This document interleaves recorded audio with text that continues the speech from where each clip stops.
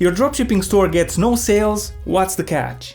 If you've been looking for ways to make money online, chances are you stumble upon videos about starting your own Shopify dropshipping store. You spend days watching videos on YouTube and TikTok about how others made millions, and you decided to give it a go. Then you built your store, found the perfect product, and diligently followed the steps that the gurus recommended. But then nothing much happened. Hardly any sales, maybe none at all. All that effort and now you're left scratching your head. Is dropshipping dead? No, in fact, dropshipping has been around since the early 1900s, when seers were sending their catalog in the mail and then they were dropshipping their items to their customers.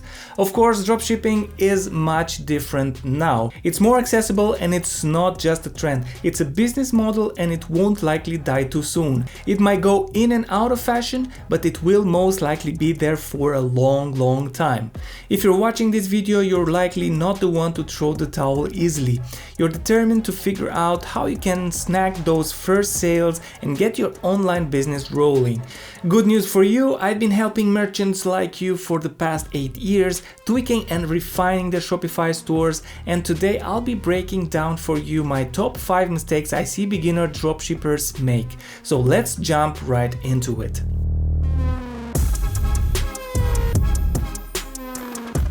You've probably seen those success stories that make certain niches look like gold mines. But here's the catch: solely chasing perceived profitability can lead to burnout. Instead, why not fuse business with pleasure? Choose a niche that aligns with your passions, hobbies, or what you do best. It's like turning your business into a passion project. People say you have to have a lot of passion for what you're doing because it's so hard that if you don't, any rational person would give up. So if you don't love it, if you're not having fun doing it and you don't really love it, you're going to give up. Genuine enthusiasm for the topic will generate a deep connection with your audience. That's the magic formula.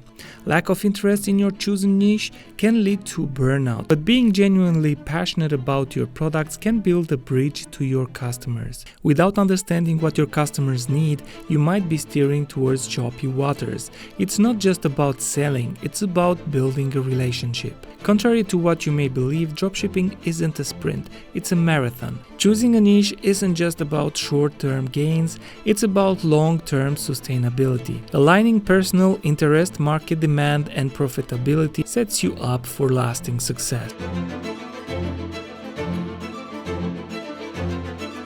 The design of your dropshipping store plays a crucial role in influencing customer behavior, building trust, and ultimately impacting sales. Inconsistent colors, fonts, and imagery across your website can create confusion and erode brand identity. If your website looks like it's having an identity crisis with different colors, fonts, and images everywhere, confusion sets in. A cohesive brand image is your trust builder, making your store memorable in all the right ways. Ever been to a website that looks like a tornado swept through it? A cluttered overlay can make visitors feel lost.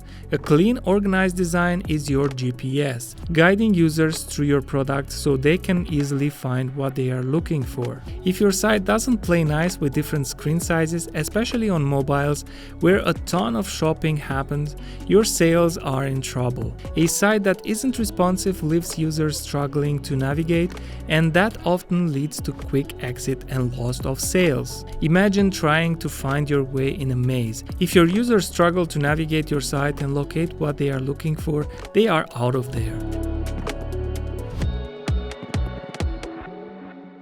A lot of merchants are asking me about this one. Store speed is a very important aspect of your Shopify store and can determine your success. The mistake I see Shopify owners make is to overload their store with apps and widgets in an attempt to make that store highly functional, but overlook the impact that those apps have on their store speed. The attention of an average adult is about 8 seconds, so if your store will not load and be ready under that, then your potential customers will most likely bounce. You need to test the speed of your store in different scenarios. While accessing your store on a laptop with a speedy wireless connection might give the illusion of a well-functioning site, the story takes a turn when we shift to a slower 3G mobile connection on an older device.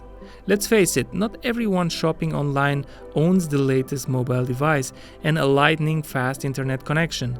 Ignoring this reality means narrowing down our target audience significantly. In reality, a substantial number of potential customers rely on older mobile devices and don't always have access to the fastest internet. It's crucial to consider this diverse demographic to ensure a broad reach and better user experience for all.